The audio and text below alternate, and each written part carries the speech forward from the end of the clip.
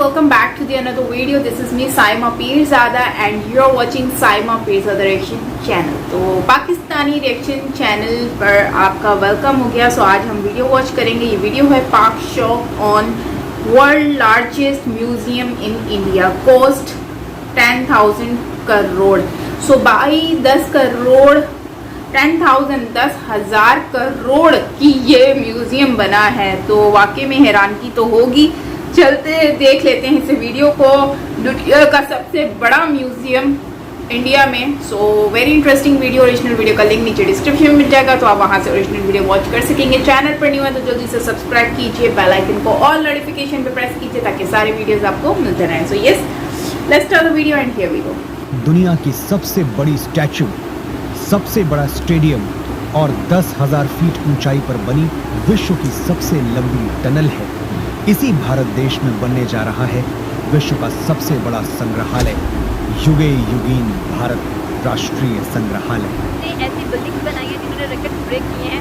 इसलिए देखा जाए तो नरेंद्र मोदी ने एक अनाउंसमेंट की है कि हम एक बहुत बड़ा म्यूजियम बनाएंगे जिसका नाम होगा युग युगीन भारत. इंडिया में आप देखिए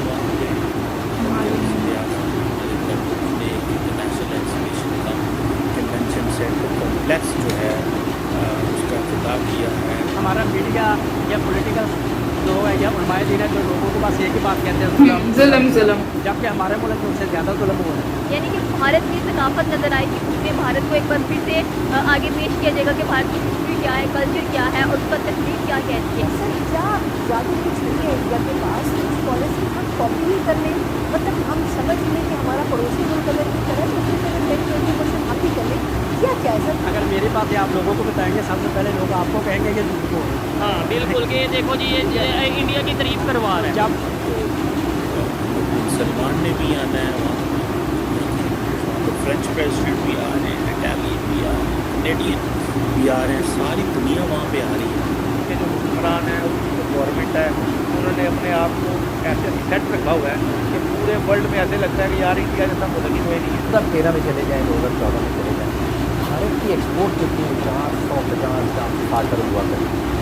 आज वो 750 रुपये डॉलर्स की बात करें. आप इस चीज़ से कि अगर वो आते हैं तो हम क्या कितना हमारी सिक्योरिटी का, क्या हमारी सिक्योरिटी को खतरात तो हैं.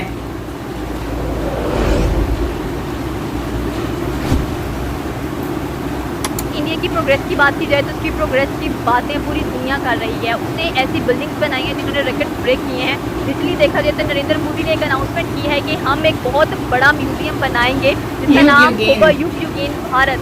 यानी कि भारत की सकाफत नजर आएगी, उसमें भारत को एक बार फिर से आगे पेश किया जाएगा कि भारत की हिस्ट्री क्या है, कल्चर क्या है और उसका तहजीब क्या कहती है. इसके बारे में क्या कहना चाहते हैं कि इंडिया अपनी छोटी छोटी चीज़ों को लेकर इतना सिक्योर नजर आता है.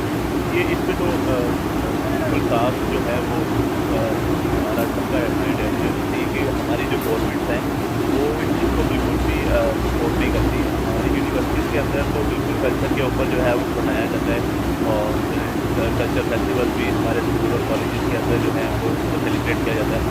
लेकिन हमारी गवर्नमेंट जो है वो बिल्कुल जो है वो फरोग नहीं देती. यही है, आप अगर आप देख लें कि जो हमारे पोर्ट्स हैं पाकिस्तान में, खासतौर पे पंजाब में, इंटीरियर सिंध में पोर्ट्स जो हैं कितने ज़्यादा हैं. इसके अलावा हमारे KP के अंदर भी बड़े बड़े अच्छे जो हैं पोर्ट्स हैं, हमारे टूरिज़म हैं. लेकिन इसको जो मेन जो फोकस है वो हमारी गवर्नमेंट का इसके ऊपर है ही नहीं. इंडिया में आप देखिए वहाँ पे इंटरनेशनल एग्जीबिशन का कन्वेंशन सेंटर कॉम्प्लेक्स जो है उसका खिताब किया है मैदान में. और इसमें बेसिकली G20 का कॉइन और G20 स्टैम्प का भी खिताब किया. लेकिन मैं देख सकता कि इंडिया के अंदर तो 20 मुल्कों के लीडर्स ने शी जिनपिंग. ने भी आना है. अच्छा, चाइना भी आ रहा है. प्रेसिडेंट बाइडन ने भी आना है वहाँ. तो मोहम्मद बिन सलमान ने भी आना है वहाँ. तो फ्रेंच प्रेसिडेंट भी सारे ही आ रहे हैं उसके. कैनेडियन भी आ रहे हैं. सारी दुनिया वहाँ पे आ रही है. क्या दिल्ली भी 3 दिन के लिए बंद है? या हमें ही ये सवाल मिलेगा इस चीज़ का कि चाइना से वाइस प्रेसिडेंट ही, हालांकि चाइनीज़ प्रेसिडेंट चाइनीज़ प्रेसिडेंट ने बात किया था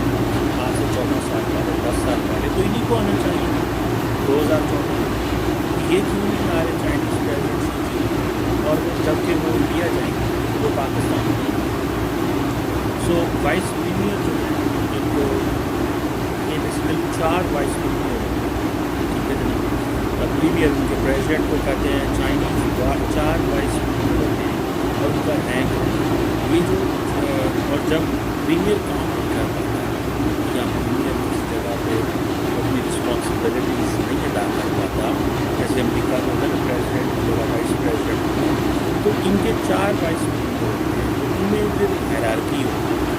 तो जैसे जो मेरा ख्याल है जो पहला वाइस प्रीमियर ये जो है जो पाकिस्तान में आ रहे हैं, लखनऊ का आ रहे हैं, इसके अलावा तो सो इन टर्म्स ऑफ जो authority and in terms of hierarchy जो पाकिस्तान चाइना कंट्रीज हैं जो आईफोन पहले मैन्युफैक्चरिंग कर रहे थे, अब इंडिया का टाटा ग्रुप जो होते हैं वो भी इसमें ऐड हो चुके हैं।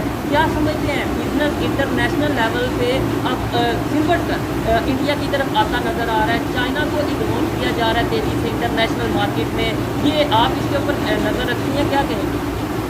देखिए इसके लिए तो बहुत एफर्ट्स करनी पड़ती है, जो यकीनन इंडियन गवर्नमेंट कर रही है और इंडिया के लोग कर रहे हैं। यही वजह है कि आपको जितनी भी बड़ी मल्टीनेशनल कंपनीज हैं वहाँ के CEO जो हैं वो भी इंडियन ही दिखाई देते हैं। आहिस्ता आहिस्ता करके बहुत जगह पर इंडियन जो हैं वो पहुँच चुके हैं और उसमें डेफिनेटली उनकी मेहनत है। और यही वजह है कि चाइना से भी कई तरह की कंपनीज जो हैं वो निकल के इस वक्त इंडिया में पहुँच गई है। बल्कि कल परसों मेरी साजिद आर्ट साहब से बात हो गई थी तो वो यही कह रहे थे कि अब तो ऐसा लग रहा है कि ऐसे ऐसे करके अमेरिका में भी जो अमेरिकन हैं वो शायद कॉर्नर हो जाएंगे और हर जगह हर कंपनी में इंडियंस नज़र आएंगे। तो मेरा ख्याल है कि वो उनकी मेहनत है और उनकी लगन है जिसकी वजह से वो आगे बढ़े, क्योंकि यहाँ तो सिफारिश यहाँ पे तो आप लोग काम अच्छा चाइना भी आ रहा है और वो लोग दिखा रहे हैं। और यही चीज़ अगर पाकिस्तान में कोशिश की जाए उस लेवल पे ना से चले 1% ही से, लेकिन करें तो सही, कहीं से शुरुआत तो करें। सारी आ रहे हैं हमारे लोगों को भी जो है वो इन जगहों पे जाया जा सकता है लोगों को लेकर, मगर बात सारी वही है कि जब तक एजुकेशन सिस्टम को चेंज नहीं करेंगे, तो मॉडर्नाइज नहीं करेंगे, टीचर्स को अच्छे नहीं लाएंगे, तब तक यही हाल होगा। तो देखिए मैंने इंडिया की स्टोरी का हवाला इसलिए किया कि पिछले हफ्ते देखा कि 2 हफ्ते उन्होंने $600 अरब का कॉस्ट कर दिया, उसमें से $12 अरब का इंडिया किया था, उसमें हफ्ते 2 हफ्ते किया। सर क्या जादू की छड़ी है इंडिया के पास, कुछ पॉलिसी को कॉपी नहीं कर रहे, मतलब हम समझ लें कि हमारा पड़ोसी मुल्क अगर नहीं करा तो उसमें से 10-20% आप ही कर लें, क्या ऐसा होना है? इस तरह देखिए ये इकोनॉमिक्स की तरफ पेचीदा बना देने किया जाता है, जो मुश्किल साइंस है। आपके सवाल का जवाब जवाब पड़ा, उनके पास डॉलर के ज़खायर क्यों हैं, हमारे पास ये डॉलर के ज़खायर के सिर्फ 3 सोर्स, या तो आप एक्सपोर्ट करें या आपको डॉलर चाहिए, या फिर हमारे जो वर्कर्स बाहर काम कर रहे हैं वापस वो पैसे वापस नहीं चाहिए, और तीसरा तरीका ये है कि आप कर दें और फिर चौथा तरीका कैसे अलग से करने पड़ते हैं। तो ये 3 तरीके हैं आपके डॉलर के ज़खायर का। अब आप जरा सोचिए 10 साल पहले 2013 में चले जाए 2014 एक्सपोर्ट आज वो 750 रुपये का डॉलर की बात है, डबल डबल हो। और आज से 10 साल पहले 12 साल पहले हम 30-31 पे फंसे हुए थे और आज फंसे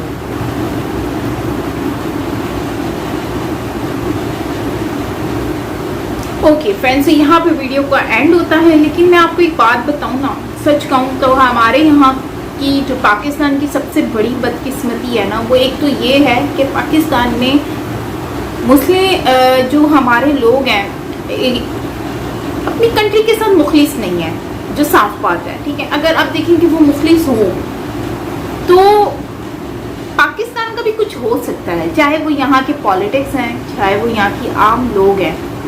आप देखिए आम लोग जो है ना वो ये कहते हैं कि हमें रोटी कपड़ा मकान सिर्फ मिल जाए खाने पीने के लिए तो हम लोग ओके है, फाइन है। वहीं पर ही अगर इनको इन रोटी कपड़ा मकान से हटकर अगर हम बात करें पॉलिटिक्स की, तो वो ये कहते हैं कि डोनेशन जितना आएगा पॉकेट में जाएगा। तुर्की की अगर आप बात करें, देखिए जैसे तुर्की ने खाने राशन भेजा, जब सैलाब आया था, फ्लड आया था पाकिस्तान में, तो तुर्की ने क्या किया, हेल्प भेजी ना। तो इन्होंने यहाँ की पब्लिक को नहीं दिया, वो तुर्की का ज़लज़ला आया तुर्की को रिटर्न कर दिया। और इतनी दिमाग से फारिग हैं कि इन लोगों ने ये भी नहीं देखा कि उसके ऊपर लेबल लगा है, ठीक है।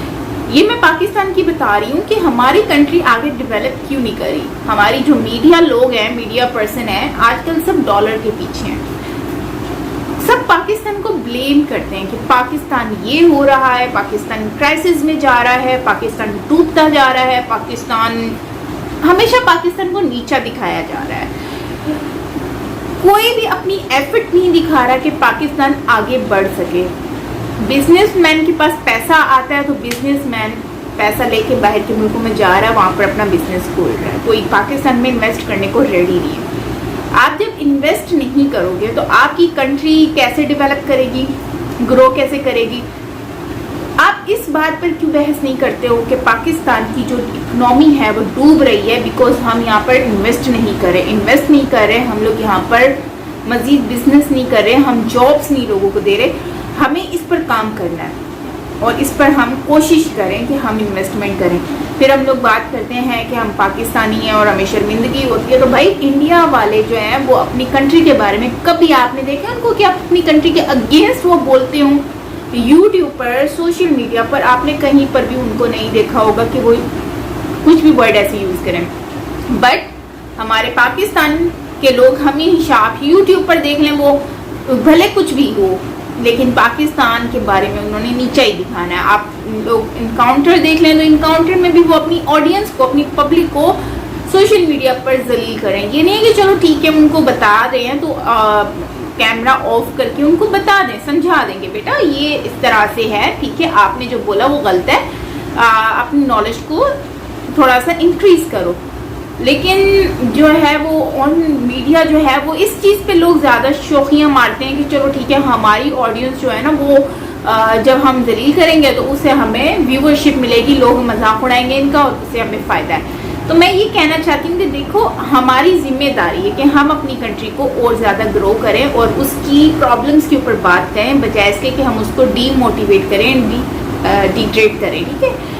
और नो डाउट इंडिया जो जिस तरह से लार्जेस्ट म्यूज़ियम बना जा रहा है, 10,000 का जो ये जो बन रहा है, मैं समझती हूँ कि बहुत बड़ी बात है। लेकिन मैं एक बात कहूँगी कि इंडियन लोग जो है वो बहुत ज़्यादा पैट्रियोटिक हैं, वहीं पर ही हमारे लोग गद्दार हैं तभी ये गद्दारियाँ कर रहे हैं और अपनी कंट्री के नाम से जो है ना उसको डिग्रेड करके कमाने के चक्रों में। That's it. मैं ये समझती हूँ कि हमें अपनी कंट्री में जो मसाइल हैं उसके ऊपर बात करनी चाहिए, उसकी प्रॉब्लम्स के ऊपर बात करनी चाहिए, उनके मसलों के ऊपर बात करनी चाहिए, तब जाके हम लोग आगे बढ़ सकते हैं। दोस्तों इसके ऊपर आप लोग क्या कहेंगे नीचे कमेंट सेक्शन में अपनी राय ज़रूर दीजिएगा। आप लोगों से फिर बात होगी। बाकी अगर आप जो है ये देखें तो मैं समझती हूँ कि इंडिया की बहुत बड़ी अचीवमेंट है कि इंडिया बहुत ज़्यादा ग्रो कर रहा है और इंडिया की G20 की बैठक आप देखें इतनी खूबसूरत बनाई गई है और डेवलपमेंट की जा रही है। नो डाउट हमारा पड़ोसी मुल्क बहुत ज़्यादा ग्रो कर रहा है और आई एम वेरी हैप्पी। लेकिन उसी के साथ साथ आप देखें तो बहुत सारी चीज़ें हैं जिसके ऊपर हमें वर्क करना चाहिए। हमें एज अ पाकिस्तानी हमें अपनी कंट्री को आगे बढ़ने के लिए कुछ काम करना चाहिए। पब्लिक में अवेयरनेस लेकर आने की ज़रूरत है कि वो इंडिया को ये ना दिखाएं कि इंडिया इज़ ग्रोइंग, ये दिखाएं कि हाउ वी कैन ग्रो, ठीक है। इसके ऊपर लोगों को मोटिवेट करने की ज़रूरत है। अदरवाइज़ जो है आप क्या कहेंगे इसके ऊपर कमेंट में ज़रूर बताइएगा। मिलते हैं नेक्स्ट वीडियो के साथ। अपना बहुत सारा ख्याल रखिएगा। So friends till then take care, lots of love and